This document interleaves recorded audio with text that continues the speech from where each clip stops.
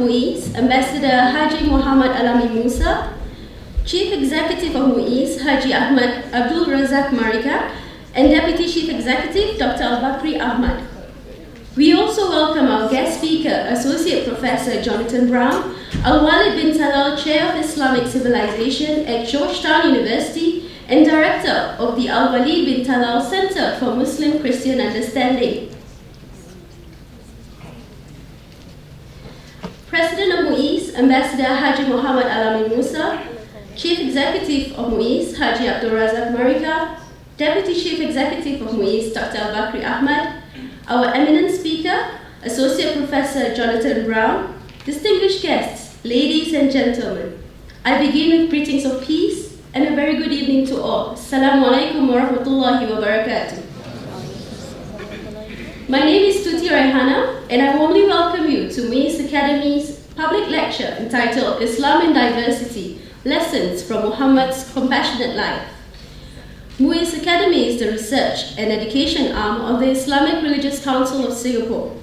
The Academy aims to develop forward-looking Muslim thought leadership so as to shape a thriving religious life for the Singapore Muslim community.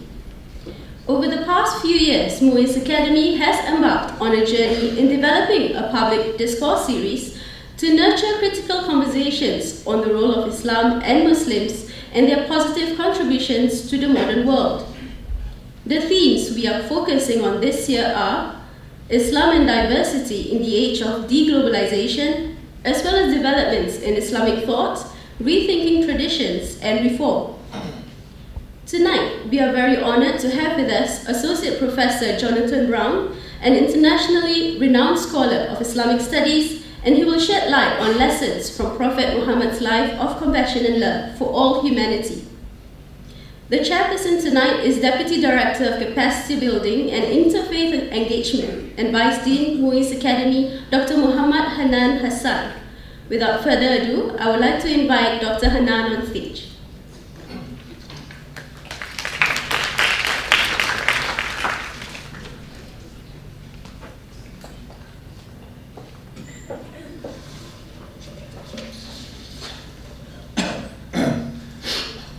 Bismillahirrahmanirrahim. Haji Muhammad Musa, President of Islamic Religious Council of Singapore. Haji Abdul Razak Marika, Chief Executive of Muis. Dr. Al-Bakri Ahmad, Deputy Chief Executive and Dean of Muis Academy. Friends, ladies and gentlemen, Assalamu alaikum wa rahmatullahi ta'ala wa barakatuh. A French politician, a writer, a poet once said, and I don't have to read the French version, I will just translate to you the English version. He says in his book, History of Turkey, if the greatness of purpose, the pettiness of means, and the immensity of results are the three criteria of a human genius, who could humanly dare compare any great man in modern history with Muhammad sallallahu alaihi wasallam? Another great thinker, William James Durant, the American philosopher, once wrote in his renowned book, Story of Civilization, he said, if we rated greatness by the influence of the great, we will say Muhammad is the greatest of the great in history. Ladies and gentlemen, such acknowledgements, accolades, praises for Muhammad sallallahu alaihi wasallam, we could find them in many sources, from the West as well as from the East. However, the devil is always in the details. And this is where we are confronted with complex and challenging problems. Trying to read the history, the story of Prophet Muhammad sallallahu alaihi wasallam. Well, its sunnah, its hadith are documented and are subjected to scrutiny, rigorous scrutiny, and therefore we know the hadith sahih from non-sahih, hasan, and so on and so forth. However, the traditional sources, the historical sources, are not subjected to similar rigorous scrutiny. We read these sources as if these are verified, these are real, these are true. And then you're confronted with so many issues. Just to give an example of this simple text, very known, very popular, this is what we call the Sahih al-Medina, or the Covenant of Medina. Among the first things that Prophet Muhammad SAW did when he migrated to Medina was to enter into this covenant with the Arabs and the Jews in Medina. A lot has been said. I've written a couple of articles on this. And if you look at this text, I would like to highlight this idea of ummah and how the idea of ummah has evolved over time to take different connotations, to take on political meanings to connect the word ummah. At this text, you will notice that the Jews and those who entered into the covenant are called ummah. Ummah wasn't exclusive to the Ummah to Muhammad or the Ummah Islam in Malay, we say. It says here that Yahud Bani Auf Ummatun Minal Mu'minin. They are part of the Ummah. Then what happened along the history that eventually the word Ummah became exclusively Muslims, the Muslim Ummah. And there are plenty of others, and I am not the speaker here. I shall not take much of your time. But here we're dealing with many of these details, which historians and as a researcher and student of history, I understand the difficulties. And Jonathan Brown is also an historian, which he will share. And this is where often we lose sight, we miss the wood for the trees, or miss the trees for the woods, or the other way. We miss the wood for the trees. So much details, unverified, and we are lost in this jungle of data information.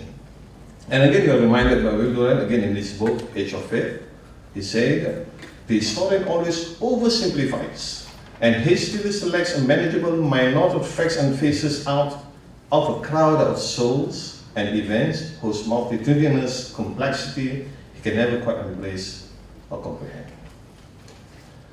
So here we are faced with such challenges, difficulties in understanding the life of Prophet Muhammad sallallahu alaihi wasallam. Tonight, alhamdulillah, we are fortunate to have a renowned Muslim scholar, Professor Jonathan Brown, whose area is in history, whose life is dedicated in the study of hadith. Well, it's not the end, he's still young, he's still got many more years to go, and we hope that he will live long and to help us doing this study on the hadith. It is very challenging, the study. So I have all the confidence, inshallah, tonight that Prof. Jonathan Brown will be able to guide and help us. And probably you have to check with him whether some of these sources, some of this hadith, popularly known, are these authenticated hadith, sahih or otherwise. Because that's his business every day. So without humility, let me just briefly introduce Prof. Jonathan Brown, although the profile has been distributed to you. Prof. Jonathan Brown is the Al-Walid bin Talal Chair of Islamic Civilization in the School of Foreign Service at Georgetown University. I have the honor to visit and have meetings in this university for a couple of years, for a few times, alhamdulillah. And he has traveled extensively, typical of hadith, searching and looking for hadith. Egypt, Syria, Turkey, Yemen, Morocco, Saudi, India, and now in Singapore. I'm not sure whether he will get any hadith here in Singapore, but the culture of travel is indeed commendable. He has written a lot of books. I want to admit that one of my favorite books is Misquoting Muhammad, Prof. Jonathan Brown's recent book. I've read it twice. I borrowed Hannah's book, Misquoting Muhammad, and I lost it. So I got to buy a new one and return and compensate Hannah for that. I must apologize for losing the book because I bring it everywhere and then I forgot where I put it. Interesting book. So I hope that you too will make an attempt to get a copy of that book and read it and learn from it, inshallah. So without further ado, let me have the pleasure of inviting Port Jonathan Brown to the stage to deliver his talk entitled Islam and Diversity, Lessons from Muhammad's Compassionate Life. Port Jonathan Brown, please.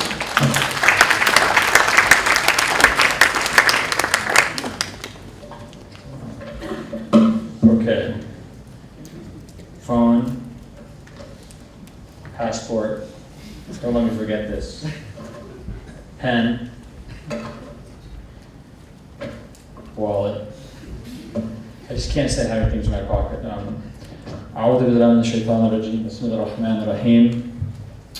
Thanks very much for inviting me to Singapore. Thanks very much for inviting me to Muis. And thanks very much for coming. The students who listened to me talk, or whatever I did, teach for a couple of days, thank you for attending, and I hope it was beneficial for you. Watch, don't let me forget that. This picture obviously was not taken, well, it was taken a little while ago. But it's hot in Washington, and I thought my hair was really long, and I figured it was going to be hot in Singapore, and in fact, at least a couple of the days here it was hot. So I decided I would cut all my hair off. And instead I just really confused people because they don't recognize me. But I was able to wear the samko, is that how you say it? Which I wore yesterday when I taught, and then I took a picture of myself and I put it on Facebook, and then my 2-year-old son said, according to my wife, "That looks like Baba." In fact, it was me. So, I'm going to read a talk, which I actually don't do very often. I only do that because I think it's when you go to another country, you really should be extremely formal and careful about how you speak. This isn't my country where I can just speak more in a relaxed way and know how everyone's going to react. So I really wanted to make sure that I pick my words carefully. Today I was walking in a shopping mall near my hotel, and I went into a bookstore. And I was looking around and I saw a fascinating little book called The Xenophobe's Guide to Americans. I've never seen these before. It's like The Xenophobe's Guide to Norwegians, The Xenophobe's Guide to Chinese, Xenophobe's Guide to America. A little book. I didn't buy it because I got lazy. But I flipped through it, and I found one line that was really apt. It said, Americans are convinced that the world could not possibly function without their presence. Americans are convinced that the world could not possibly function without their presence.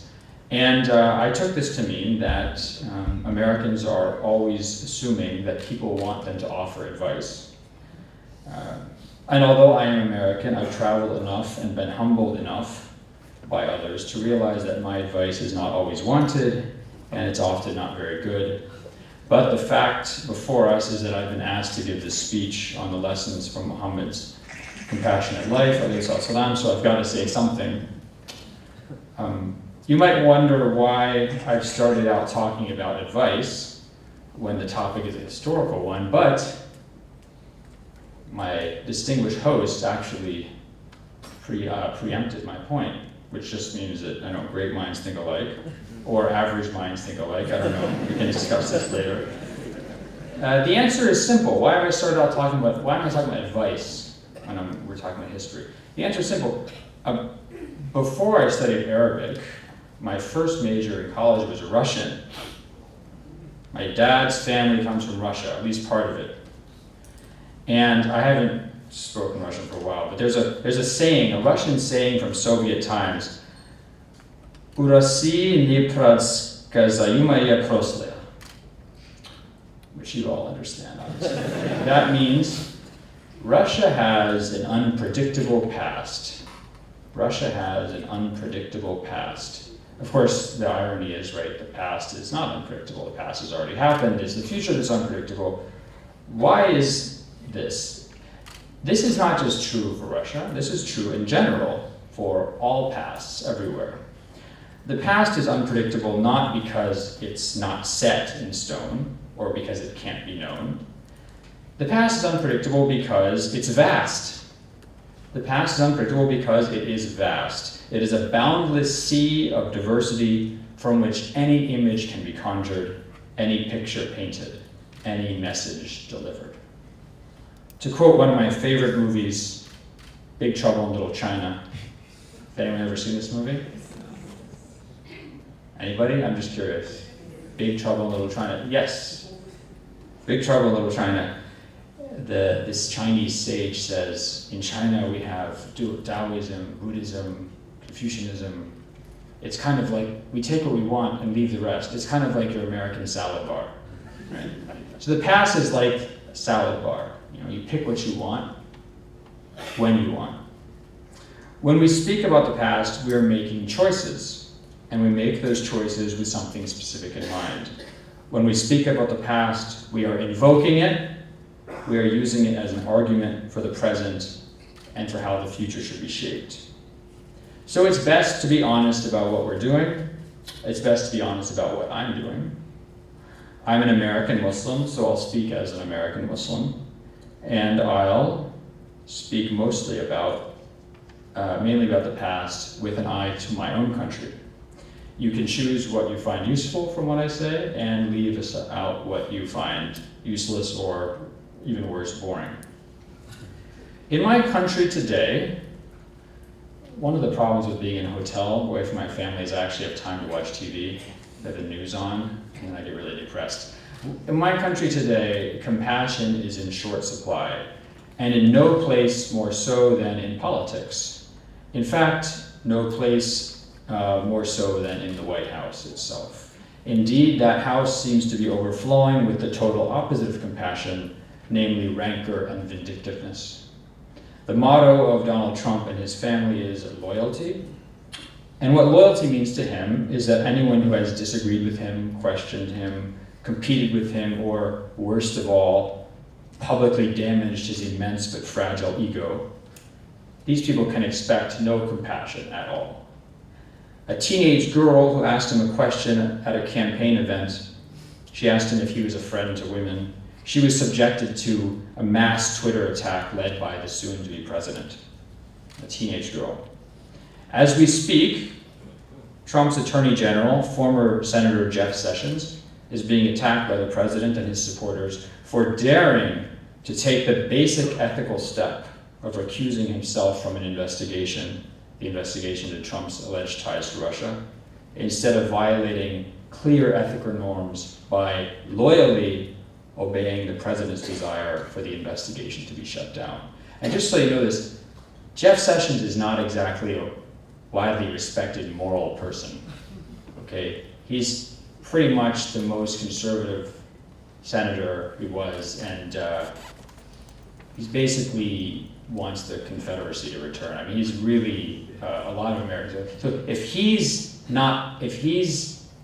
calling out an ethical violation, or if you're upset about his ethics, that means you're pretty far off the ethical path.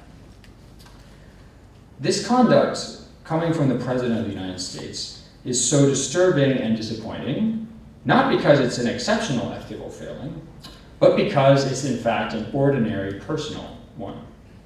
The only thing that makes it exceptional is that we assume that the President is aware that his personal reactions should not govern policies. Sadly, Donald Trump is unable to separate his personal ego from his responsibilities as the president of a superpower and the leader of some 310 million people. Almost every one of us, probably even within the last month, maybe even the last week, maybe the last day, has said to themselves, "Oh, so-and-so wants my help. No way. I'm not going to help them after what they did to me." Or, "I'll never talk to so-and-so again or work with them after what they said to me." We are frequently tempted to indulge such self-righteousness and vindictiveness because it seems like we're justified. In fact, we often are actually justified. If someone has insulted you, really, or wronged you, really, then why should you talk to them? Why should you treat them politely? Why should you offer them aid if they ask for it? But we don't expect that from our leaders because they're supposed to transcend personal grievances and be responsible for something bigger and greater than themselves. And this is what we see in the example of our beloved Prophet, Muhammad alayhi salatu wasalam. We find that instead of anger at insult, he reacted with forbearance or care. Instead of outrage at egregious misconduct towards him personally, we see that he reacted by educating. As a leader, he always calculated not just the principled reality of his actions, but also how they would be perceived. And he realized that this perception could matter much more than his own pride or personal standing. He also understood that personal compassion cannot block a leader from guaranteeing justice and protecting those rights of those he or she leads. During the last few days, I've taught many hours of classes and spoken to and heard from many young Singaporeans and some not so young Singaporeans and some old Singaporeans, students and scholars alike, about matters of law. And this is what Muslims so often speak about. They often speak about law because we believe that God gave us a law to help guide us and to aid us. And also because in a world in which communal morals and traditions are fragmenting all around us, for Muslims and non-Muslims alike, law is often only the austere and rigid language of law that survives to order our relationships. Right? For Muslims and non-Muslims alike, it's often only the austere and rigid language of law that survives to order our relationships. I was fascinated by the topic of the theme for this year, which is in a de-globalizing world. This is really insightful. We don't have conferences that are this insightfully titled. MashaAllah, I was really impressed by this idea. But as Aristotle observed long ago, logic, law, and arguments rarely convince anybody. It is often more who a person is, ethos, or how they make you feel, pathos, that convinces you, which is bad news for scholars like me who believe in the power of ideas. So the Quran taught Muslims that, as they argued against the pagan ways of the Arabs around them, وَلَا تَسُبُّوا الَّذِينَ يَدْعُونَ مِن دُونِ اللَّهِ فَيُسُبُّوا اللَّهَ عَدْوًا بِغَيْرِ عِلْمٍ. Do not curse those who call, who invoke, who worship other than God, because they might curse God, they might curse Allah subhanahu wa ta'ala out of enmity and without knowledge. You know their gods are false, you know their idols are false, you know what they're doing is shirk, that it's hated in God's eyes, but don't curse their gods, because this will just make them angry. And instead of listening to you, they'll hate what you believe, instead of thinking about what you believe, exploring what you believe, and eventually accepting what you believe. In a hadith in Sahih Bukhari, we hear the words of Safwan ibn Umayyah, one of the staunchest enemies of Islam from the Meccan elite, who fought the Prophet ﷺ until the bitter end. Instead of punishing the defeated leaders of the Meccan enemy, the Prophet gave them back their standing and won them over as loyal Muslims. Al-mu'allafa qulubuhum al-mutallaqun. Safwan recalls that once the Prophet had been the most hated person to him, he soon became ahabb an-nas ilayya, the most beloved person to me, in Sahih Bukhari.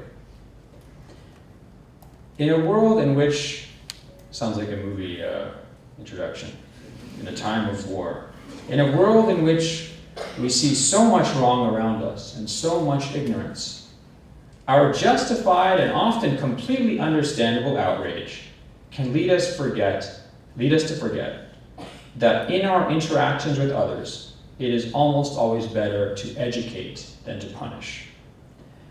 I think one of my favorite incidents in the life of the Prophet ﷺ is the story of the Bedouin who, let's just say, misused the mosque of the Prophet ﷺ. This hadith is very well attested. It appears in the Sahihain and many other hadith collections. An A'rabi, a Bedouin, comes into the Prophet's mosque in Medina, where the Prophet and some of his companions are sitting. He prays 2 rak'ah, so he's already a Muslim, but maybe not very well educated. And he says aloud, Allahumma arhamni wa Muhammadan wa la tarham ma'ahu ahada. Oh God, have mercy on me, have mercy on Muhammad, and nobody else. The Prophet laughs and he says, لَقَدْ تَحَرْجَرْتَ وَاسِعًا. You have made narrow what is wide, namely the mercy of God. Then the Bedouin gets up and starts peeing on the side of the mosque. This is good. This made me feel good because, this is, not even I do this much bad stuff at a dinner party. I can always see my wife, I start saying things. 15 minutes later, something else. Eventually I just leave because it's going to get worse and worse. But this guy exceeded even my capacity to commit faux pas. The Bedouin gets up and starts peeing on the side of the mosque. The companions are outraged, screaming at the man. But the Prophet calms them. We have been sent to bring ease, not hardship, he says. Then the Prophet tells them, let him finish. La tazrumu da'u. Let him finish urinating. Don't interrupt him. Then he calls the Bedouin over and says, this mosque is not for urinating. Ma buniya hadha al-masjid lihada. Rather, it was built for the remembrance of God and for prayer. Then the Prophet calls for water to be poured on the spot to clean the urine. After the Bedouin understood all of this, he tells Abu Hurairah, who narrated the hadith, by my father and mother, he did not scold or curse me.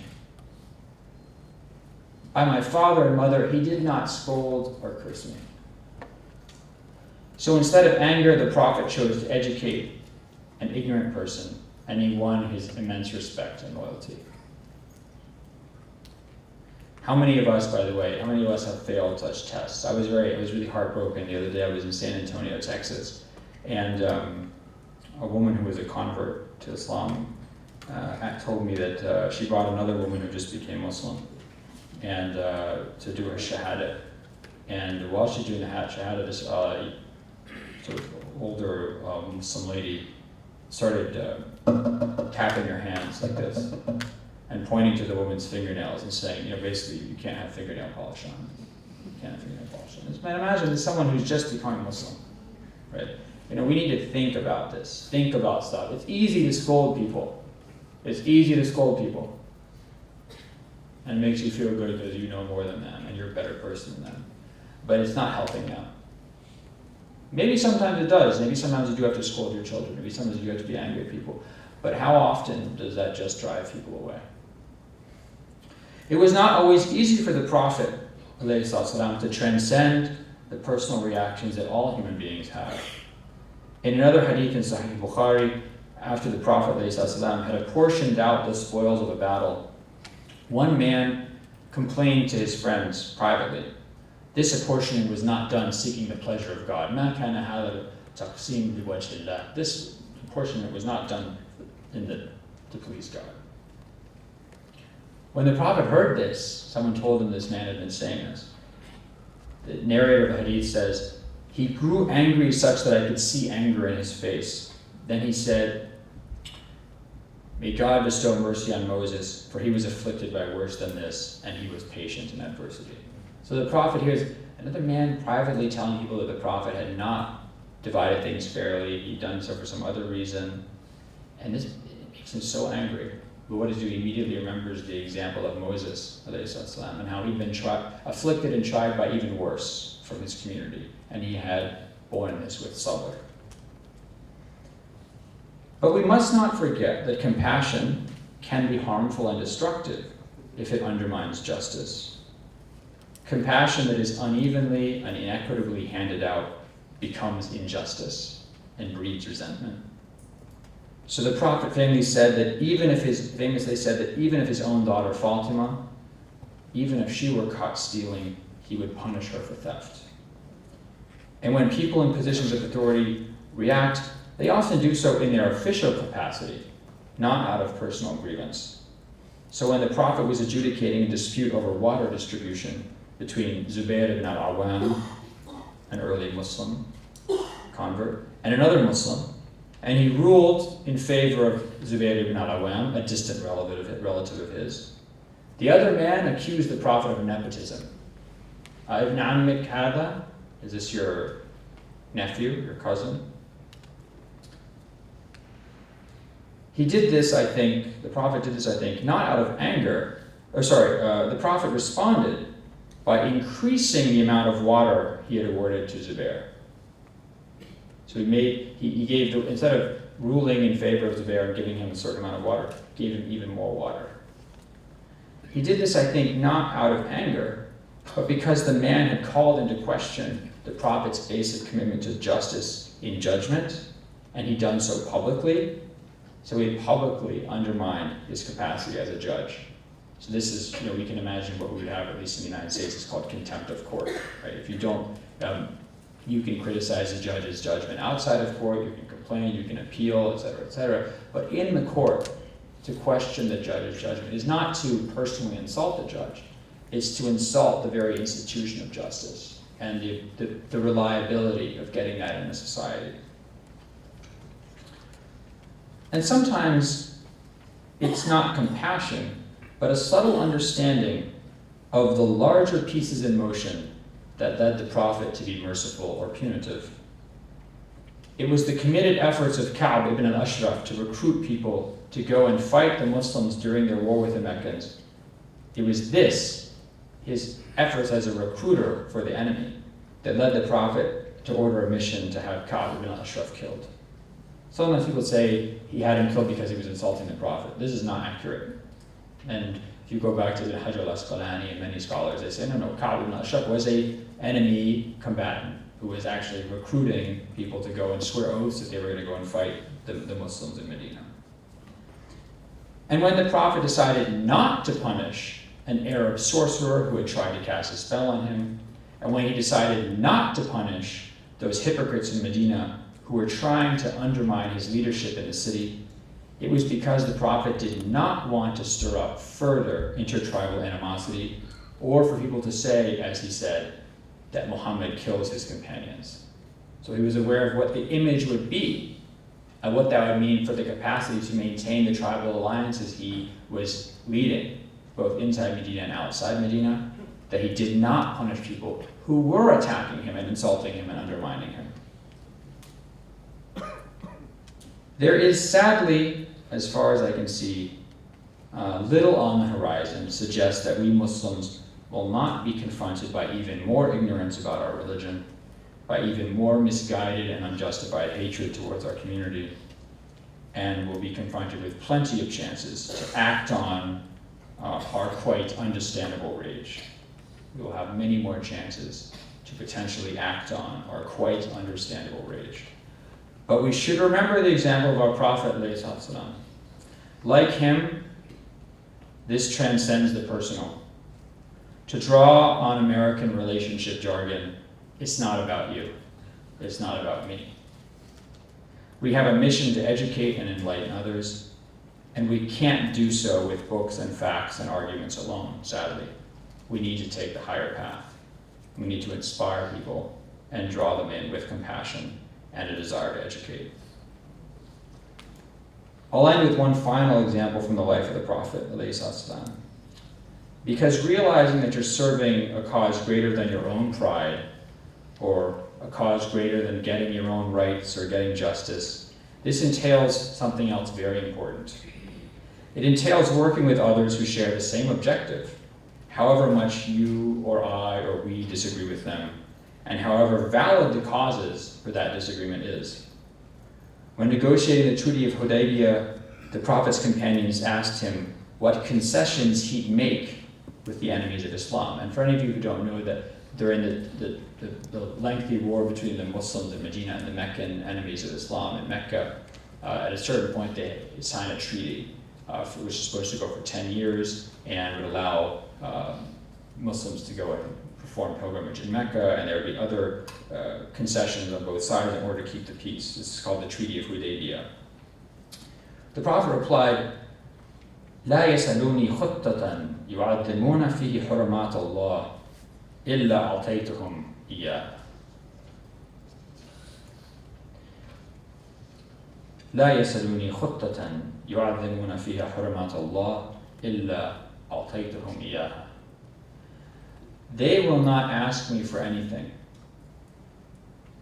that they would use to magnify those sacred things of God, those things revered by God, except that I would give them that.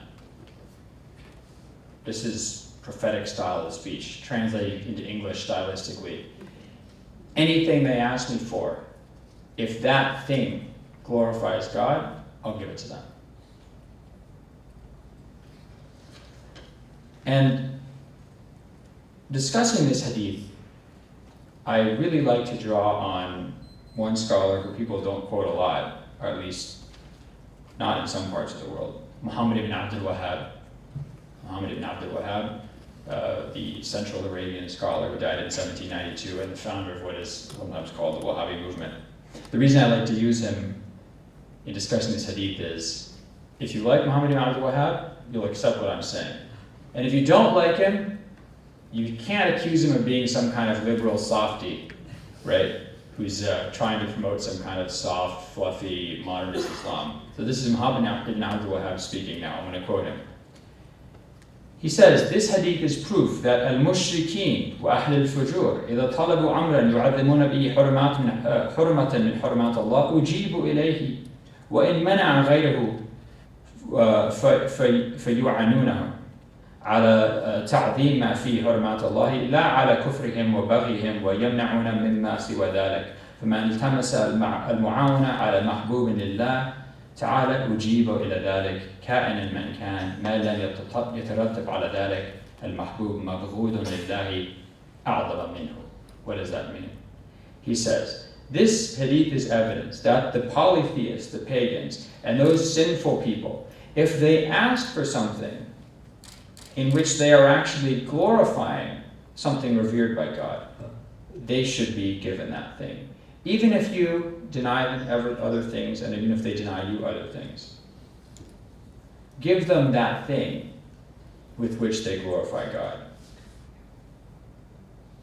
Don't help them do things that you don't agree with. Don't help them do things that are hateful to you, but help them do things that glorify God. And if someone seeks aid in something that is loved by God, give it to them. Help them with that. No matter who they are, sinful or not sinful, as long as that's not being used for something that is more hated by God than that thing. So if someone, you can imagine, someone who is a sinful person, or to totally agree with them on religious issues, if they say, help me go and feed a poor person, you should help them. If someone says, help me go and make the city a safer place, you should help them.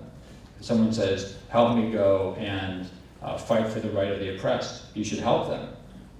These are all things that magnify God, and that things that God reveres, that God loves.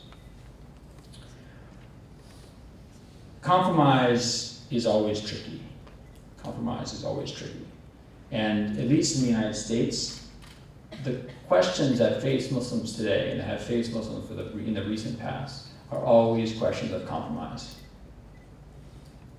How much are you willing to compromise of what you think is right, either in your religion or what you think is politically right or morally right? How much are you willing to compromise those things in order to please some other group, or in order to join in an alliance, or in order to have good relationships? And one of the problems that I've found with Muslims in the United States, consistently with Muslims in the United States, isn't that they're not principled. Being principled is relatively easy. I don't mean that it's, you can just wake up in the morning and be principled. What I mean is that if you say, I have a rule and I'm going to follow this rule no matter what, you don't really have to think anymore. You just say, this is what I'm going to do, I'm not going to do anything else, no subtlety. Muslims tend to be pretty good, at least in the United States, at being principled. They don't tend to be very good at being smart. They don't tend to be very good at being smart. I'm talking about Muslims in the United States, not here, right? I'm sure Singaporean Muslims are all very intelligent. I don't mean that Muslims in America they're not educated, they're very educated. I don't mean they don't have a lot of gigahertz in their brain, they have tons of gigahertz in their brain. What I mean is they don't think intelligently about questions of politics. And by here I don't mean, do you vote for the Democrats or the Republicans? I mean, how do you think about people's interactions with each other? How do you think about communities' negotiations over distribution of resources? How do you think about pursuing an objective? How do you think about building alliances? How do you think about what other people are asking of you? What are they really asking you? If they're asking for this, are they really asking for that? Are they asking for something else that this is going to lead to?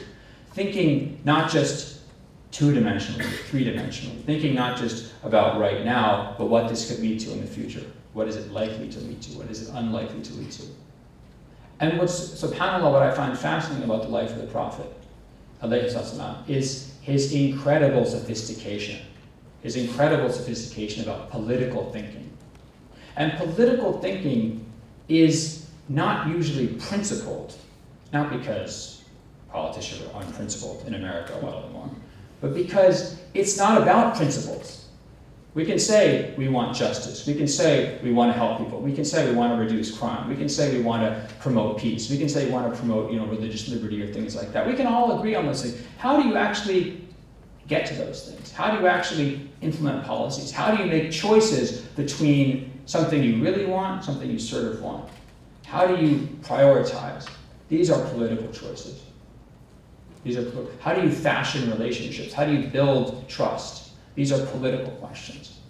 They're hard. They're not based on principles. They're based on intelligent reflection on human nature, on the nature of your community. And compromise is a hard thing. And I'll just bring up the end with just a couple of examples of compromise from the life of the Prophet which fascinate me. And God help American Muslims. Sometimes I really want to pull my hair out, but I can't do that anymore unless I get tweezers.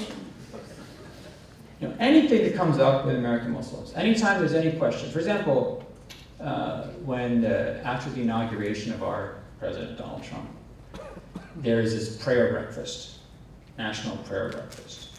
And an imam was asked to go and do a dua at the prayer. At the same time, a Muslim woman was one of the leaders of the largest public march in American history, the Women's March. They were sitting there protesting Donald Trump and what he stood for.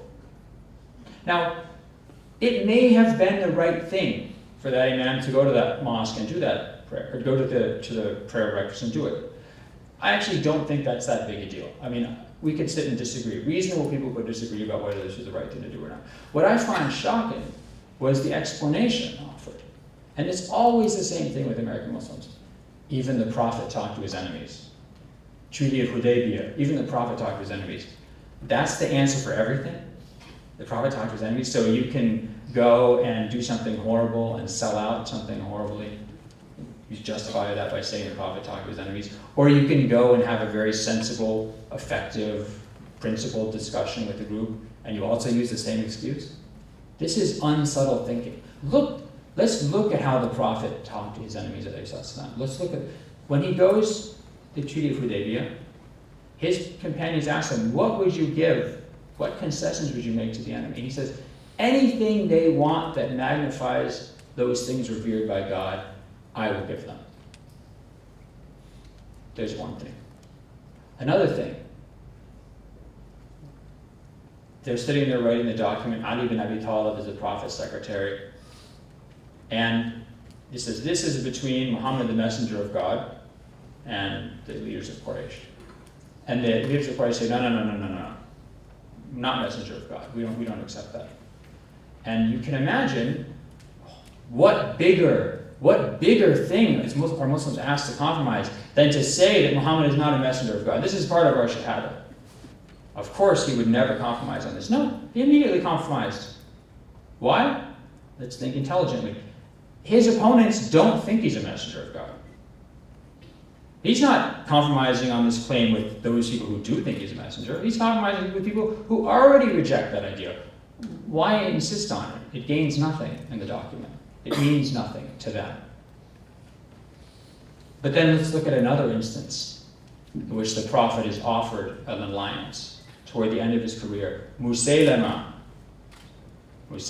from the Hanif, I think from the Bani Hanifa tribe comes. Another claimant to prophecy.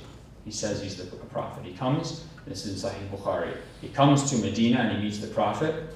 And the Prophet meets him outside of the city and he has a reed in his hand, a long reed. And Musaylama says, I'll come and aid you in your wars. I'll help you. I'll be the Prophet after you die. Let's think politically. Maybe you could say, well, when the time comes, we'll ignore his, we'll say we're going to do this, and then when it comes time to it, we'll just renege on our agreement. In the meantime, we'll take advantage of his manpower, we'll use this to help our cause. The Prophet said, I wouldn't even give you this reed for that demand. Because now he's being asked to publicly state that there's going to be a prophet after him. He's stating this to his companions, and more than that, he's stating that to the whole world, to the followers of Musaylama, and to all these other people, to renege or to contradict one of the fundamental principles, something that is axiomatically known as part of our religion, that the last prophet to come to mankind is the Prophet Muhammad. And finally, just one last example, because I find it so interesting. When the Muslims are going off during the war with the Meccans, they're going off on a campaign. There's this great warrior, this hadith is in Sahih Muslim, a great warrior who's not Muslim. He wants to join them. For honor, for spoils of war, because he likes it, who knows. And how much could the Muslims have used this man's help? What does the Prophet say? We don't accept help from non-Muslims. Man goes away. But he really wants to go on this fight. Why? Who knows? He comes back and he offers again, let me go with you. No, we don't accept help from non-Muslims. Comes back again. No, we don't accept help from non-Muslims. Finally, he comes back again. He says, okay, I'll become Muslim. This is interesting because this takes real insight. The type of insight I don't have. The type of judgment I don't have. The Prophet understood, if he just agrees with this person, he's going to come, he's going to fight, and he's going to leave as a non-Muslim. But by pushing him, I say, no, we're not going to accept you. He pushed the guy to take the step to become Muslim. This is insight, right? So we have in the life of the Prophet ﷺ answers to help us think about this very tricky question of compromise. Can Muslims compromise on important things? Yes, sometimes. Should Muslims compromise on important things? Yes, sometimes. Should Muslims think in a sophisticated way about these issues? Yes, definitely. And we have a great model in the person of the Prophet. Jazakumullahu khair.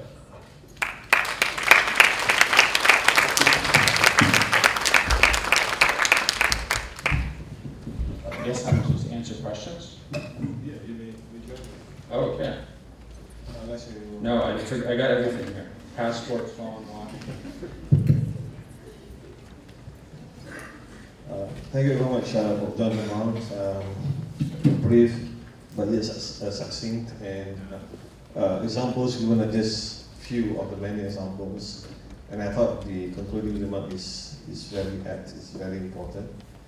The challenge is really, and I can really relate to that statement, it's not about being principled, but it's really about the skills, the wisdom to compromise. And compromise itself is a big word.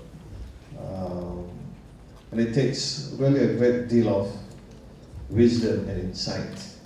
Obviously, Prophet Muhammad is the most wise person on earth, we believe. And he was able to do that. Well, that closing remark really opens up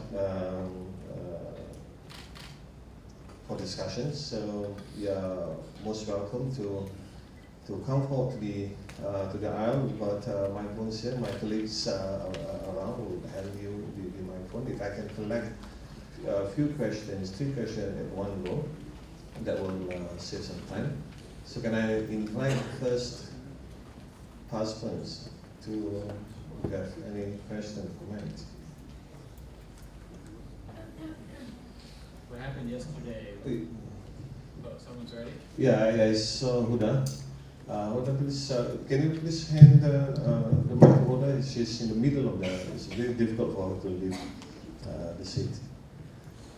Can I see second hand? What happened yesterday is that nobody asked questions until the last 2 minutes of the event. Then everyone had questions. Please. Assalamualaikum. Thank you very much, Professor Brown, for your very insightful sharing session. My name is Huda. I'm from the Middle East Institute of Singapore. My question is about what we face as Muslims in Singapore. We have been advised time and again to be not to be concerned about things that happens overseas because they will, not to be concerned too much with whatever that happens overseas because relatively we Muslims here are safe. We can practice our religion freely. But that's a dilemma in the sense that we are supposed to be compassionate human beings, like the Prophet was. So, is there any sort of hadith or examples that we can follow, or what advice can you give us, Muslims here? Hadith of not being concerned of what? What to do when we are? We have been advised by time and again by the leadership of the country not to be concerned too much. Peace. So, like I said, I'm American, and apparently we don't think the world can exist without our presence. This book, Xenophobes Guide to Americans. But I really, there's an Arabic saying, "Ya gharib kun adib." It's a good guest should be polite. Right? And what I mean by that is that I don't know enough about Singapore. I don't know about life in Singapore to sit and kind of tell you how you should react to these kind of questions. What I would say is that we don't find political questions. And when I mean by political questions, I don't mean, do you vote for this person or that person, just politics and the mundane sense. What I mean is thinking about these incredibly complicated, intricate, localized issues that are so far below the level of principle. What I mean by that is we can sit and agree, for example, it's important, you should care about other people. You should try and stop suffering, right? You should try and do justice. But how do you actually carry that out? For example, if you're a small country like Singapore, how do you help people overseas? What's the best way to do that? What kind of support could you offer? Sometimes, for example, in the United States, I usually, as a public intellectual or something, I generally talk, my rule is, I'll talk about issues that the American government or American citizens have real capacity to influence. Otherwise, I don't really talk about things too much because it's not useful. But sometimes, you can be helpful just by letting someone out there know that you care. Sometimes, even if you can't do anything, just writing a statement on Facebook and saying, we're thinking about these people who are suffering there. I mean, yeah, it doesn't help them, but sometimes this is what people really care about.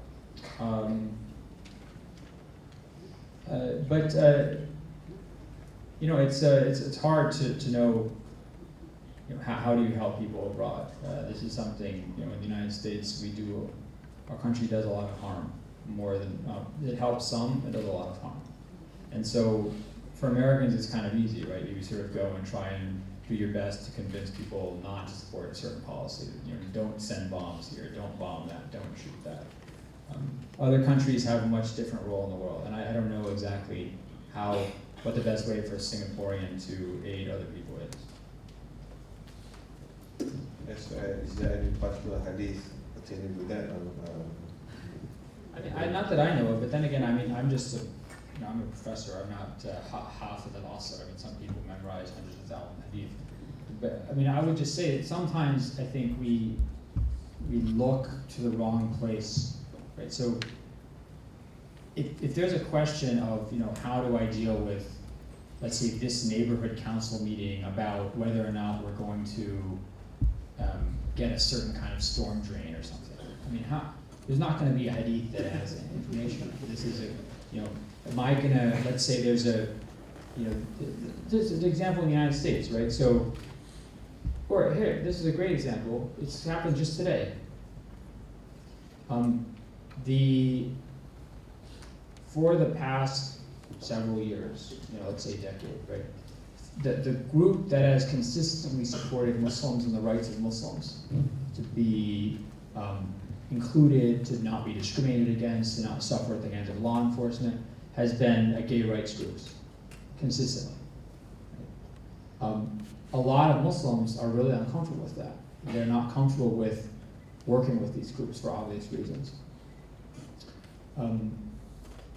Now the Trump administration seems like it's going to start reintroducing discrimination laws against gays and transsexuals, LGBT groups, right? What are Muslims going to do? What are Muslims going to do? You could say, Amr bil ma'ruf wa nahy anil munkar. And you say, that's my principle, and it's easy. This is munkar, I'm never going to help these people. But then you think, what is it that what is it they really want? Do they want me to affirm their lifestyle, or do they want me to support them, not be discriminated against? I also don't want to be discriminated against. And the people who think they're monsters also think I'm a monster.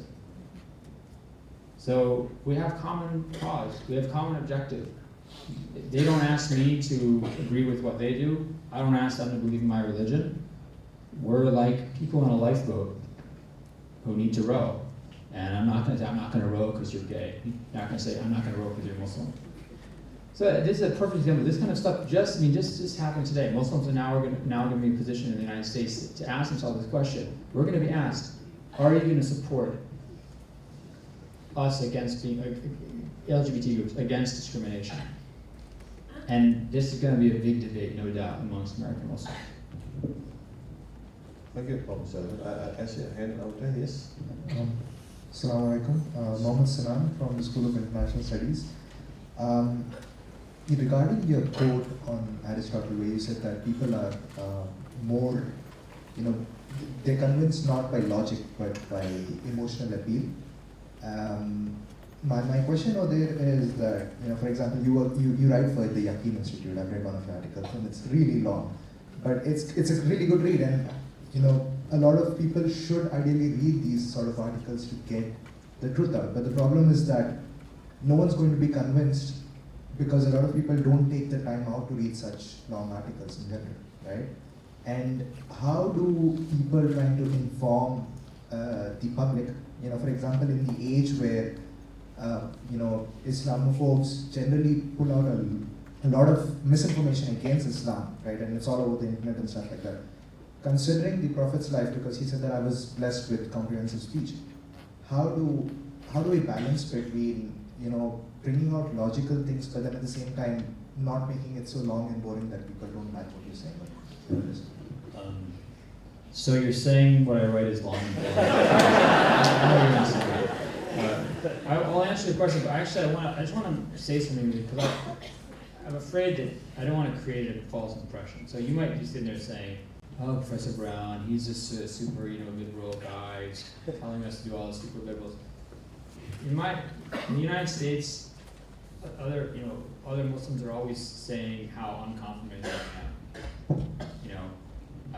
A lot of time I spent the last couple of years, hammering Muslims who compromise on things they shouldn't. So when I talk about compromise, you're hearing it from somebody who's not the first guy in line to compromise. I want to be clear about it, because I don't want you to have this impression that because I'm a white guy, I'm wearing a suit and tie, that somehow I'm always, pushing some kind of a white, Western agenda or something like that. Okay, you can go online and find all sorts of people say horrible stuff about me, and you entertain yourself with endless pages of Google items about how I'm some kind of lunatic or something. But per your question, so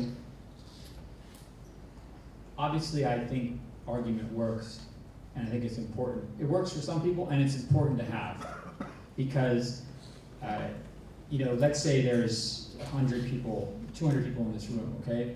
Let's say 15 of them can understand an argument or are convinced by it, right? Those 15 people might have a lot of friends, and those 15 people, some of them might be a lot better at personal communication than I am, but some of them might be really influential, imams or teachers or something, and they can go and talk to people. And kind of the ideas and the arguments don't get passed on in their exact same form. They get distilled and they trickle down into a larger group of people. Another thing that we do at Yaqeen is we do, these green screen video. I don't know if they put them out yet.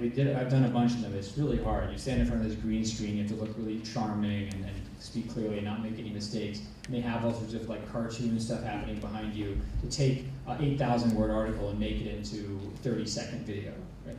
And then you have these tweet sections and stuff that gets tweeted out. So you're completely right, which is that you can't just create these long-form articles and then think it's going to change the world. But that's why, when Sheikh Omar Suleiman came and talked to me about joining Yaqeen, he said, look, you write really good stuff, no one reads it because you're an academic and you don't know. And I said, I spend all sorts of nights awake thinking I'd write this stuff, it's good, no one's ever going to read it. And he said, look, we know how to do search engine optimization. So now my article on honor killing in Islam, my article on hudud in Islam, these are number 1, 2, or 3 in Google searches if you do hudud, if you do honor killing in Islam on Google. And I've done the whole Google incognito thing, so don't say that I'm just Googling on my own computer and that's how I'm doing that. I just wrote one on apostasy, inshallah it'll be, so this is the kind of, I'm just the guy who writes this stuff, one of the guys, but it's the search engine optimization and the ability to take stuff and turn it into these little videos. You're entirely right, that's what's going to actually influence a lot of people, inshallah. I'm checking what's the way to lecture.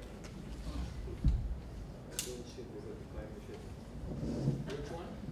I'm googling to see whether it's still number 3. What did you Google? Well, probably this one doesn't. I don't have a what did you write? Honor killing. Well, that's right, honor killing Islam. I don't know, I think Okay. honor killing Islam, that's what I entered. Okay.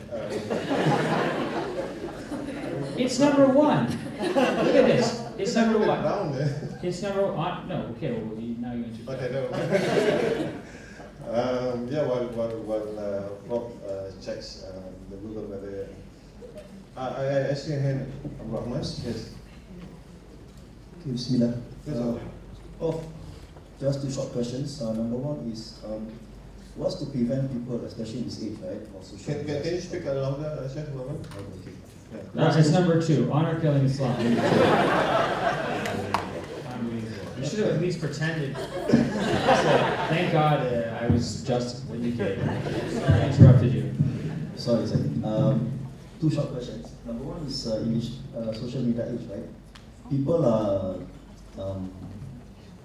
interpreting hadiths and Quranic verses to their own ends. Especially even for just now, you quoted 2 things, right? For example, the Bedouin who was urinating in the mosque. Some people may just see it as etiquette in the mosque, while you go further to talk about educating those who are not informed. Isolation. Number 2 is, for example, the last example that you gave, like the Prophet Muhammad said to the non-Muslim, we do not accept help from non-Muslims. People may take that as, no, Muslims should not have collaborations with non-Muslims at all. So what's to prevent people from doing that? Number 1 is, that's the question. Number 2 is, the question is, in your travels, etc., in the end, right, we put aside all the politicians and politics aside, how, in your view, can we achieve a compassionate ummah? Is there a mechanism for that? Thank you. So you're entirely right about people, using hadiths or misunderstanding them for Quranic verses for their own ends, or because of their own biases, or because they're idiots. Some names are coming to mind. One name in particular seems somehow, because I'm here, I'm thinking about it. Singapore. I think, and you're right. Even in this speech, I should have made clear that the Prophet did take aid from non-Muslims, and without such negotiations, right? So he accepted Safwan bin Umayyah, who I mentioned. The Prophet, before Safwan bin Umayyah became Muslim, the Prophet went before the Battle of Hunayn and borrowed a lot of armor from him. In fact, that's where we get the ruling on liability for bailments for loans. Is Aghazbun hada? Are you taking this from me, or are you taking this from me by showing this? Bel ariyatun madmuna. I think that's what it says. It's in Sunan Abu Dawud. No, this is a loan that's guaranteed. If something happens to this stuff, we're going to pay you back. So the Prophet did take help from non-Muslims, and he asked not. It was no, we don't take help from non-Muslims. The point is, in the case, in the example I gave with the warrior coming, he could have just said, we do take aid from non-Muslims. In fact, I just took some from Safwan bin Umayyah. But something led him to believe that if he pushed this guy, that he was going to give more. In fact, he was going to give his allegiance to the Muslim. That's what good negotiating skills, apparently something that our president is supposed to have, but probably actually doesn't have. But you're entirely right, which is that these things can be easily misunderstood, and that's why people always ask me, what book of hadith should I read? And I say, none. Don't ever read books of hadith, because they will be too confusing for you. Because you'll be taking little particulars, little atoms from a big system, and you have to have someone who knows how to explain that system to you. So one of the things that I spend a lot of my time doing is there's a project I'm the head of to translate the 6 books into English. Now that's not even the hard part. With commentary, and not a full commentary, but just to explain controversial things, to help fit a hadith into a bigger system. And it'll be online, inshallah, and people will be able to find it wherever for free. What about the second question about what do you think ways to achieve a compassionate ummah? That's a big one. It's hard. I can't think of on that scale. Sorry. It's too big a question. Thank you very much. Yes. Assalamu alaikum. So I have a question relating to the example that you gave just now about how the Prophet ﷺ gave a concession to the enemies, and he said that anything that they want magnifies God. So based on the summary of the lecture, it's like between not to be too principled, but to know when to compromise at the correct timings. But what I'm looking for, or what I'm confused about probably is, like, what is the compass that we can, like, in such situations, what is that thing that we can, like, a direction for us to go? Thank you. That's the, as they say in English, $64,000 question. And that's a big question. And I'm about to turn 40, inshallah, so I'm still young. I'm not a wise person. I'm not a very wise person. But from my understanding of the world and of our religion and of these kind of issues, is that that's exactly the kind of question where there is no answer. There is no compass. There is no rule. There's only reflection, discussion, right? Shura, nadar, investigation, and really kind of feeling out these issues. And each one will be different. And and you can see, I see this with American Muslim leaders, right? Some people have really simplistic thinking, it's just sort of binary, either this or that, you justify anything by saying the Prophet talked to his enemies, or the Prophet compromised, and they justify anything. Other people are much more refined in their thinking. Maybe it's useful to give a case example. For example, there's, as in America, the Israel-Palestine issue is very controversial, very, very controversial issue. And so a lot of times there's efforts to get Muslims to compromise on, let's say, making statements about Israel-Palestine issue. And I'm really firm on this issue. It's not the business of American Muslims to compromise the rights of other people. If Palestinians say they want justice, it's not the business of American Muslims to compromise that. But for example, there was a debate over, there was this major Jewish organization in the US after the Trump election wanted to form a partnership with Muslim organizations to fight anti-Semitism and to fight Islamophobia in America. Now this group is very, very Zionist, very, very anti-Palestinian rights, right? And you could have said, no, working with them is compromising and it's unacceptable and they have awful views and look at the things they've said. And in fact, look at the way they've spread Islamophobia in the past, which is true. But my thinking was, wait a second. They say they want to fight against Islamophobia and anti-Semitism, right? So that's a good cause. And if the first thing you should ask of them is, maybe you should commit yourself not to doing Islamophobic stuff anymore. And as long as they don't ask you to do something that compromises your principles, then what's wrong with working with this group towards a cause that both of you agree with? So this is I don't know, I think that the best way to talk about this compass you're speaking about isn't to try and come up with a rule or even some big rules. It's to really look at a number of situations where you think people have made the right decision and to try and understand how they looked at it, how they kind of parse things, how they look at the different aspects, and to learn that kind of intelligent way of thinking about political issues. Thank you very much. Okay, I see some hands. We've got. Let me give opportunity to the females. Sorry? We take more than one question. Yeah, okay, I'll flag. Let me get from some ladies, not because. Oops. I think I should go there. Because I see that I got hand and I want to give equal representation for. Very sensitive. I'm trying to give a case study in Singapore in terms of how this compromise that you are talking about. Now, this is about hijab for the Muslim movement, okay?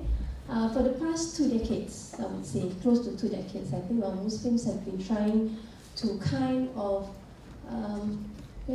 hoping that our Muslim women can actually adorn the hijab, in public service and front desk as part of the hijab policy.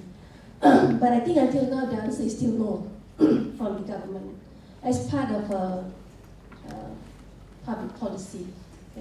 Now it comes to a point that there will be group of Muslims who feel that no, this is not right, and I think we have to keep on fighting or requesting the government to actually allow us or allow Muslim women to actually adorn the hijab. But we also have another group who feel that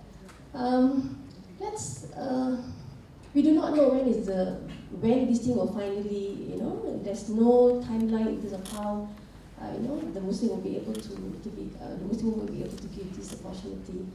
And so you have one who said that let's not put our resources in terms of really going ahead and keep on insisting, but let's put our resources on something that is more, of a higher importance, for us, But having made that position, then we will have this group of Muslims who say that no, that's not the right position. You are compromising your principle because this is supposed to be something. Because in a situation where the Muslim believe that hijab, it is a compulsory, it is an obligation for the Muslim woman.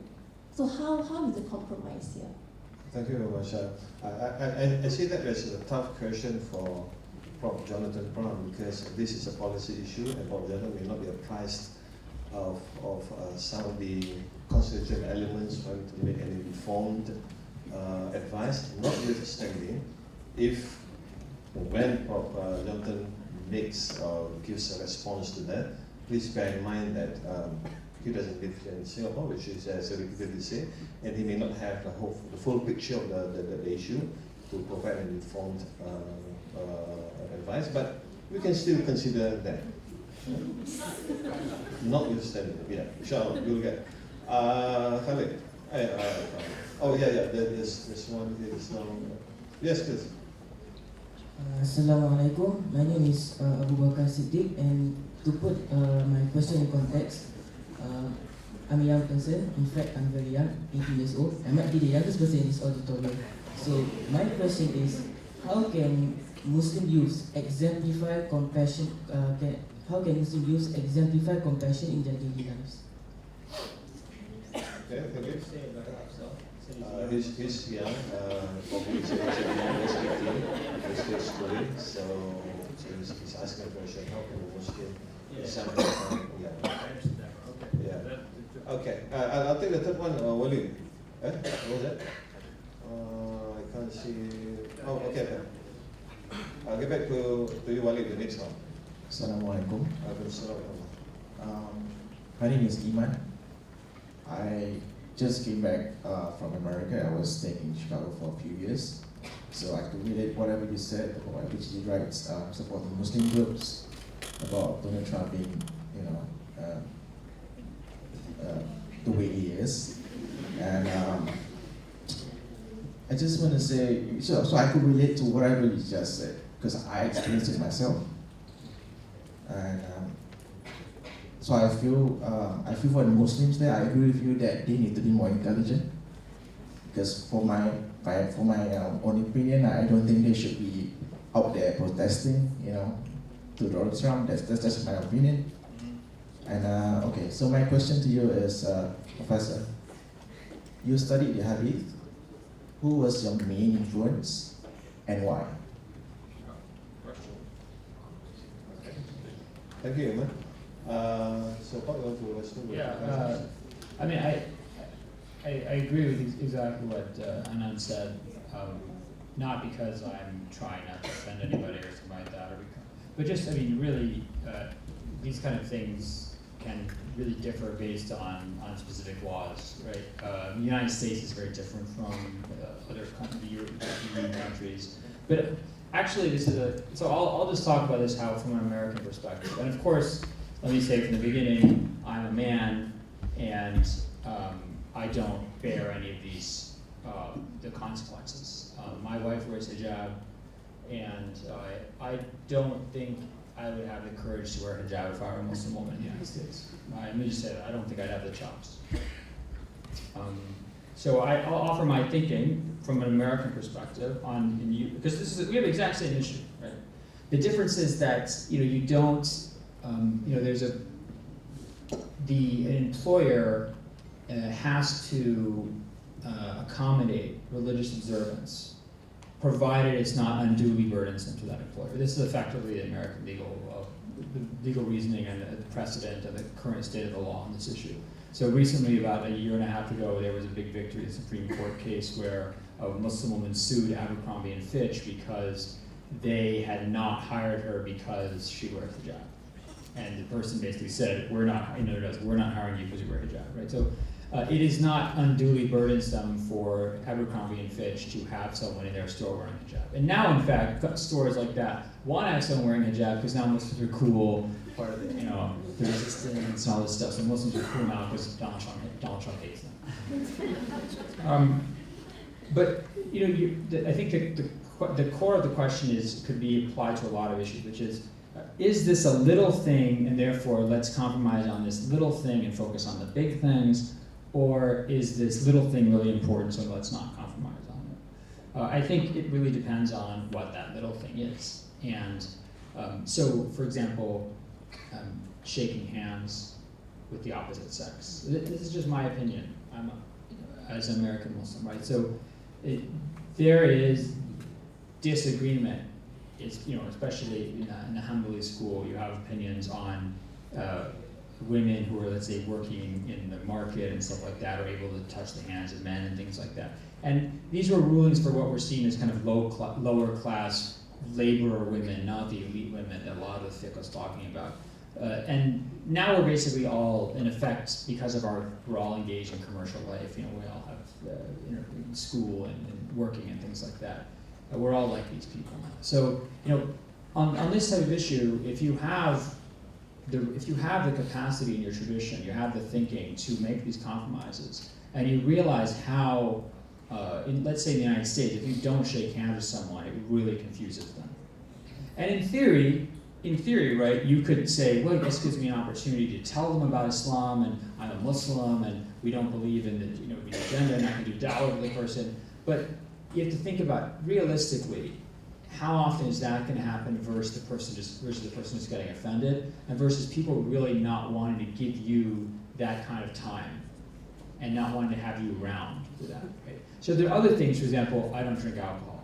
Oh, really? You don't drink? Why is that? Well, I'm Muslim. Okay, well, interesting. Okay, you don't drink alcohol. It's not going to disrupt the beginning of a meeting, unless you're at like a drunk college meeting or something. But but then you say, look at something like hijab. Hijab is required, right? And in addition, you're actually not disturbing somebody, right? You're not disturbing a social interaction. This is a piece of cloth, and you have a piece of cloth in your head, or you don't have a piece of cloth in your head. And this is, I could be really interested in 1960s fashion and wear a kind of Audrey Hepburn turban or something, and no one's going to get upset about that. So what, in this case, really, it's about people asking people to accept the presence of Muslims in the public square in the U.S.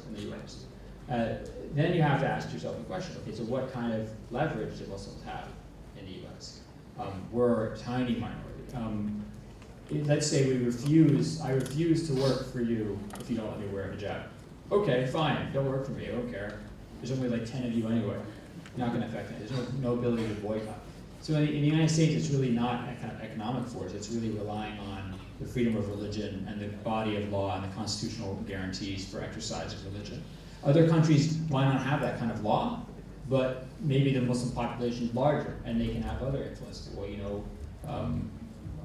we want to be accommodated because we're part of the population. It's important to us. So I think it really depends on what kind of situation you're in. And then the second question was, how are the young person able to be compassionate? That's interesting. The only reason I find it, my mind sort of, where my mind goes to on that issue is in the U.S., a lot of young Muslims are kind of gravitating towards the social justice culture. And look, I love social justice, okay? I'm a big supporter. This is, to me, an important thing. But the idiom is one of outrage. Right? And so you see people, let's say some young people, instead of being compassionate or instead of being kind of calm about stuff, they go from 0 to 60 immediately, and it's like 0 to complete outrage on anything. And that's really turns people off, I think, a lot of people off. So I think the risk is that young people today, they have laudable aims, but they get so kind of caught up in this idea, this idiom of outrage, that they forget the impact this is. So it might convince some people, but it's probably going to really put a lot of people off. And so that's what I would say, is just try and avoid maybe the temptation to go from 0 to 60 on the outrage meter immediately, and try and cultivate those skills of communication, of relationship building, that will be useful not only in the short term, but the long term, I think. Last question about who was my influence in the Hadith study. Well, for me, it's kind of ironic because, so the teacher I studied with the most was an Egyptian scholar named Sheikh Osama Sayyid Mahmoud al-Azhari. He was only a few years older than me. And he is now I believe, the personal religious advisor to President Sisi in Egypt, which is difficult for me because I have political disagreements with that. In fact, almost all my teachers in Egypt are now close to the current government in Egypt. So, I learned a lot from him about Hadith. I learned a lot from him about Islamic thought in general. And people can disagree on other things. Also, really the books. I learned a lot from the books of the Ghumari family. Asad al-Ghumari, Ahmed bin Siddiq al-Ghumari died in 1960. Abdullah bin Siddiq al-Ghumari died in 1993. And from the books of al-Albani. These were very helpful for me. Thank you. Walid, can I see other hands? So just so that I can organize myself. See one behind. So got two. Any other? Three. Any more? 4. 5. Somewhere over there. Oh, okay. Let's take 3. We've got approximately 15 minutes to end this view. So there's a question up there. Assalamualaikum. My name is Shihab. I'm currently still a student. So you mentioned just now about the story of how the non-Muslim who wanted to join the war, but he was rejected several times because he's a non-Muslim. But in the end, he converted to Muslim. So my question is, what was the reaction of the Prophet and his Sahaba ever recorded when he actually wanted to join, when he actually wanted to convert to Islam just because he wanted to join the war? So what is the right way to react when we hear this kind of situation where people convert to Islam but for the wrong yet, or rather they don't feel for Islam yet, but they want to do it for other reasons? So yes, that's my question. Thank you. Thank you, Jihan. Walid, yes. Assalamualaikum, Prof. Thank you so much for your talk and for all of your writings. You have been an immense blessing to the Ummah, I think. My question is actually a comment. I'll try to phrase it as a question. You talked a lot about compromise, the idea of compromising, but you didn't really touch on the matter of who does the compromising or the negotiations. I'll give a simple example. For instance, there was an uproar with regards to Sheikh Hamza Yusuf with his comments about the Muslim Brotherhood. But I think most Muslims are willing to sort of let that go because it was Sheikh Hamza who has a proven track record of defending Muslims doing that. If it was some other American sheikh, shall not be named, maybe some Muslims will not be as forgiving. So they may say the same things at a particular point in time, they may believe the same things, but they may generate different reactions because of their track records. And when it comes to negotiations, and if the Muslim public sees that all that we have seen in public is compromise after compromise after compromise and excuse after excuse after excuse, nothing that appeals to the logic nor the emotions, then it is not unreasonable to think that the Muslim community will not accept the compromise. So my question is, do you think that the persons who do the negotiations with regards to compromise, they matter as well, matter more in fact than very the good process? question, very good question. Okay. So it's about compromise. It's about compromise, not cooperation. This is some hand. Yeah, up there. Yes. Assalamualaikum warahmatullahi wabarakatuh. My name is Muhammad Jishan. I'm an associate from SUSS. I've got a question to do with history.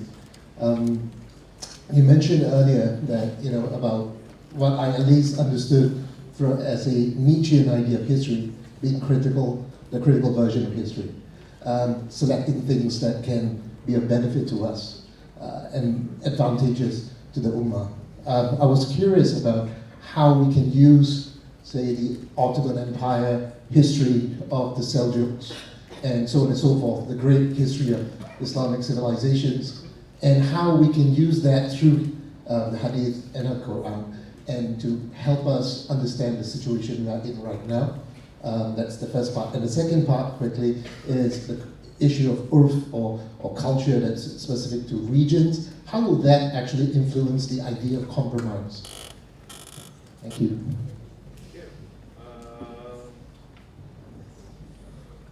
This from Madame MC. Tuti. Thank you, Prof. Just a quick question. Could you share from your study of the Hadith on how to deal with intra-faith issues, on overcoming petty differences or disputes? for example, between Salafis and Sufis, or even ethnic differences, for the greater good, which is exceptionally critical in this day and age. Were I talking too fast? Okay. Yeah? Okay, we'll take these 3 questions, and then we'll see how it goes. Okay, so I'll just try to do this quickly. Your question about the reaction of the Prophet and the companions, I don't think in any version of that hadith that I mentioned that there's any reaction noted.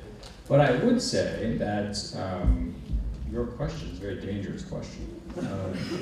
Very dangerous question because when the Usama bin Zayd was about to kill an unbeliever in battle, and he said, La ilaha illallah Rasulullah, and then the Prophet, Usama bin Zayd killed him anyway, and then he told the Prophet about this. What did the Prophet say to him? He said, Usama bin Zayd, he was just saying that to save his life. And the Prophet asked him, did you cut open his heart? See?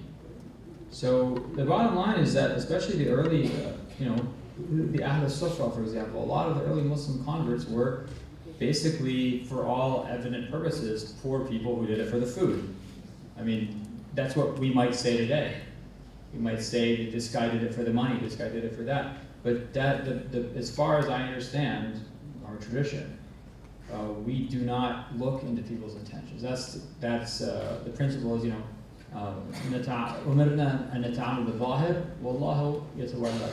we've been commanded to deal with the outward. God deals with what's in people's hearts.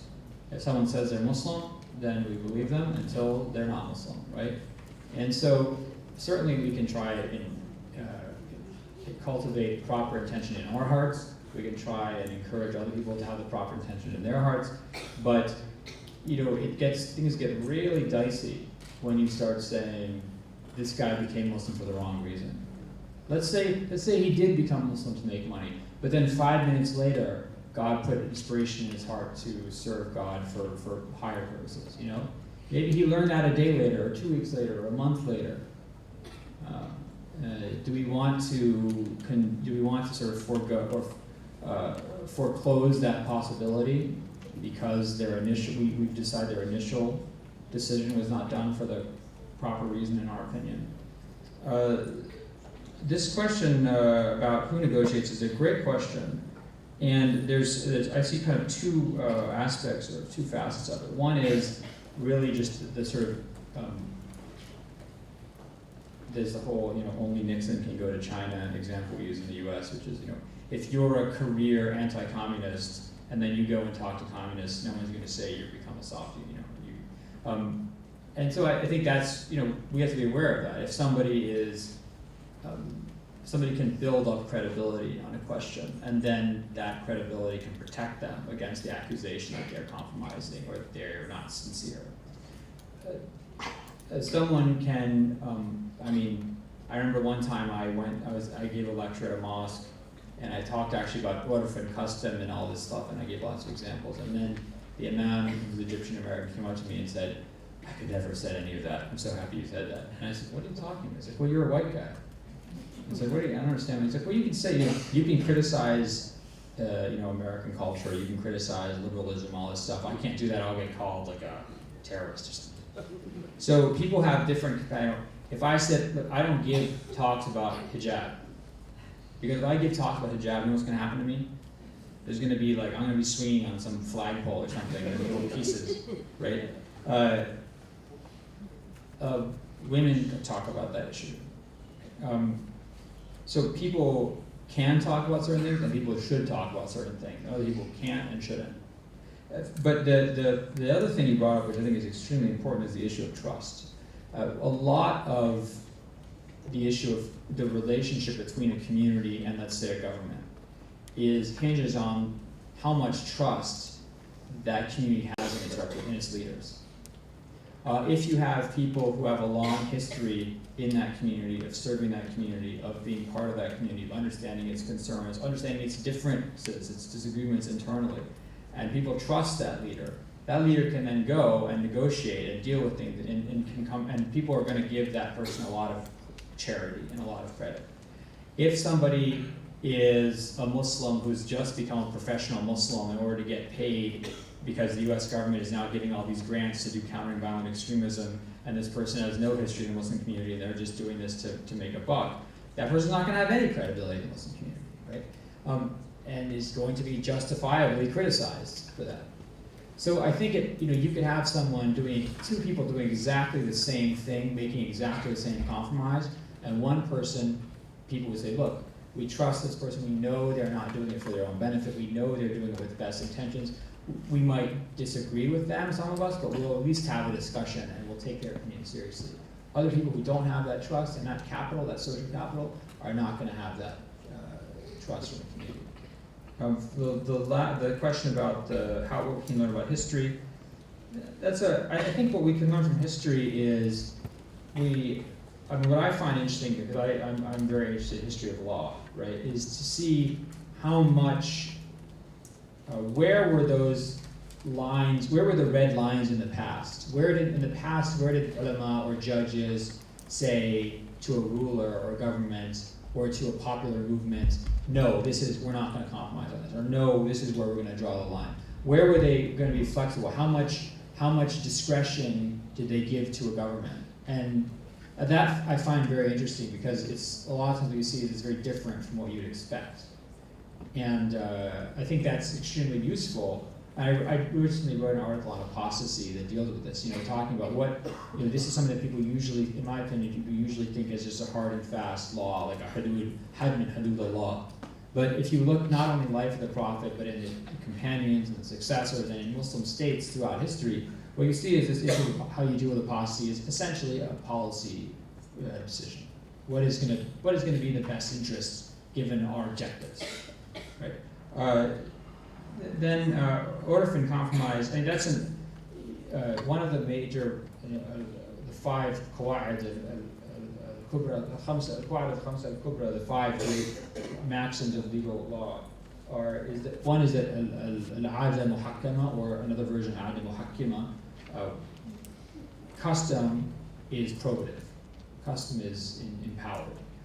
And in fact, in vast areas of Islamic law, whether it's marriage, divorce, contracts, conditions, expectations of reasonable action, expectations of liability and responsibility, all these things are just directly come from custom, from urf. How do people act in one place or another? What do they expect? And so what you see is not only tremendous variety within, let's say, a school of law based on adjusting to urf on these areas where urf is, custom is definitive, but also that if urf is really pressing, that not only might people pick from a non-main opinion in their madhab, they might actually go outside the madhab. And you see this for example, in North Africa with Berber tribes in these things called alwah, these tablets, these agreements that different governments in what's now Morocco and Algeria came these agreements with Berber tribes, where they would say, for example, okay, we accept that you're going to punish someone drinking by burning their house down, or something like that. And they would go and say, well, this is not opinion in the Maliki school, but there's some other opinion in another school of law, and because this is your custom, and because it's not violating the Sharia, it's not going outside the lines of the Sharia, we're going to accept it because we can find some basis for it in another school. So you see tremendous willingness by Muslim scholars and judges to, if the urf is really strong, they take it. But of course the problem is that, that you can't accept something that is totally contradictory or unacceptable in Islam whatsoever. I mean, America, people like to drink alcohol, especially in colleges. I can't say, well, the urf here is that alcohol is okay, so yeah, no, it's okay to drink. If somebody says, hey, professor, I want to become Muslim, but I really like drinking, can I keep drinking? I'll say, no, you can't, but I'm not going to tell him that he's not Muslim if he does drink. And instead of just, getting really mad at him and stuff like this, maybe I'll try and convince him over time, like, look how much money you're spending on this, how many more bars are you going to go to, is this really the meaning of your life, and things like that. Maybe in a year he stops drinking. So I'm not going to compromise on something I can't compromise on, but I'm also not going to push him away. I'm going to try and educate him in a way that is helpful to him. And the last thing about how do Muslims overcome intra-Muslim disputes like Salafis and Sufis. Look, no one is going to win that fight, right? I mean, it's not like I'm going to sit here and debate someone on Tawassul and then like I'm going to come up with some argument no one's ever come up with before. Both sides have these mountains of evidence, and I'd say what I would really try and emphasize is, look, and this is where I think compassion is really important, because, and there's endless articles, every week there's articles about the polarization in politics in America, the polarization of politics in Britain, the polarization of politics in Europe, and that people, once you load an issue with all meaning, right? Once you make an issue into a moral issue, once you make an issue into it's either you're a loyal person or a traitor, right? It becomes impossible to sit with the person anymore, right? So, let's say a lot of Democrats and Republicans in America just can't even stand to be around each other because they view the other person's positions as so bad that they couldn't possibly be a good person if they had this position. And once you come to that conclusion, it's almost, it prevents, it makes it impossible to just cooperate on anything or to have any kind of relationship. And I think one of the really inspirational elements of Islamic tradition and the Quran and the Sunnah of the Prophet for me is that the Quran and the Prophet's Sunnah make it very clear what is good for human beings. What human beings were created to do is to worship God, right? And here is a message and a teacher who's going to tell you how to do that. But, and this is what's astounding, that if you want to reject that, that's fine. You can be a Christian and reject Islam and continue to live under Muslim rule, and Muslims will allow you to continue practicing your religion. They will facilitate it. They will allow you to build churches and repair churches. They will even allow you to raise pigs and drink wine, do things that Muslims find disgusting and destructive. What I find really inspirational about this is that what it means is that Muslims are basically saying, we completely disagree with your vision of the world and of right and wrong and of the meaning of life, but we're still going to have a relationship with you. We're still going to protect you. And that if people can, if what you do is you realize that you have, if a Muslim, let's say, scholar who totally disagrees with you, who's a Sufi who does always asking some saint to help them as they come to, Ahmed the Salafi who thinks that's bid'ah. If my treatment of that person isn't based on my liking or not liking of their beliefs, but on the fact that I have an obligation of hospitality. I have to bring them into my house. I have to sit and talk to them. I have to be kind of them. I have to offer them food. It's no longer about how I feel. It's about the fact that I have obligations towards them.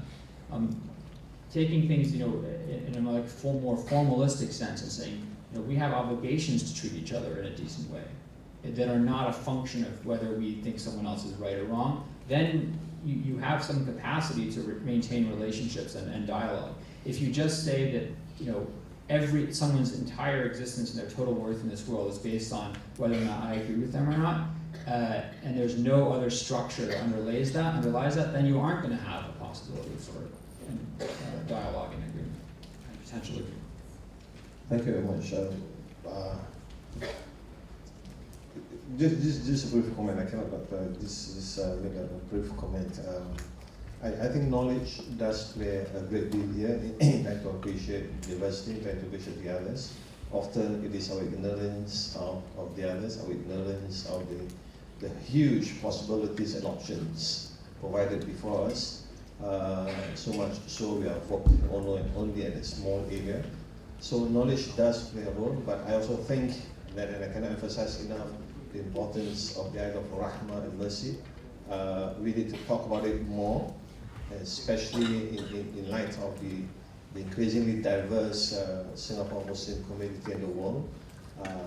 That feeling, and even in response to a sister who asked about a compass, I think it's very typical of Singaporeans asking for a framework, an SOP, a compass, and ways. I think it's very tough to develop such thing.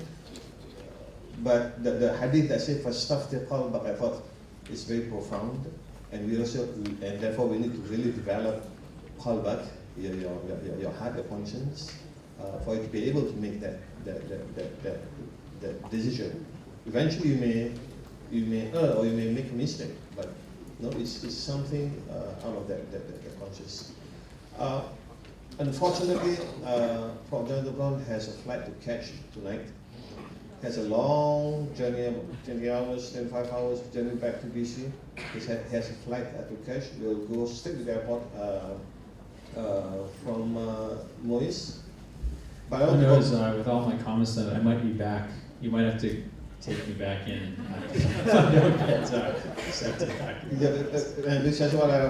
I want to congratulate the audience here. You have been very tremendous. You've been very participative. You keep Jonathan Brown awake and give the best. However, you still fail to convince him to postpone his flight. So that I'm unable to do that because his wife is expecting him to go back to BC. So thank you everyone for the time and also for your contribution. I want to apologize on behalf of Jonathan Brown and myself for any shortcomings. So without further ado, I'll get Thank you everyone. Thank you Associate Professor Jonathan Brown and Dr. Hanan. It was indeed an enlightening talk and a refreshing discussion. May we all benefit from the lecture and exchange of ideas. If I have any requests, don't go anywhere. It is my pleasure now to invite President of Muis, Ambassador Haji Muhammad Alamin Musa, and Chief Executive of Muis, Haji Abdul Razak Marika, to present a token of appreciation to Associate Professor Jonathan Brown.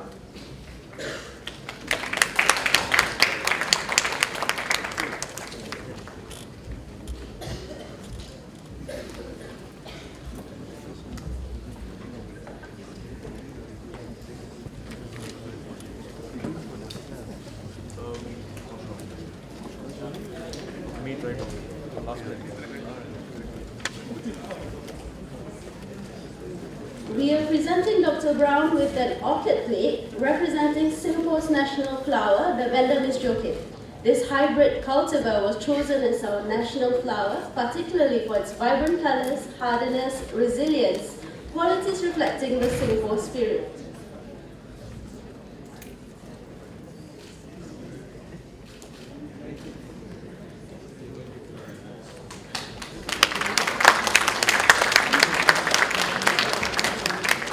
Thank you, gentlemen. You may return to your seats. Once again, our thank you to Ambassador Haji Muhammad Alamin Musa and CE Haji Abdul Razak Marika. A warm thank you again to Associate Professor Jonathan Brown for the brilliant talk. Ladies and gentlemen, we have come to the end of our program. May we leave tonight's event feeling enlightened with a better understanding of the role of Islam and other faith traditions in shaping the common good that benefits all humanity. If you have enjoyed this session and wish to be part of our future engagements, please follow us on Facebook and Instagram for updates. Alternatively, you can fill your contact details in the feedback form if you wish to join our mailing list. Your feedback is very important to us and we appreciate if you could take some time to fill it out. Our ushers are around to assist you. Once again, this is the final time. Thank you very much for being part of this event and may we meet again in the near future. I wish you a very good night and have a pleasant journey home. Wabillahi taufiq wa hidayah. Assalamualaikum warahmatullahi wabarakatuh.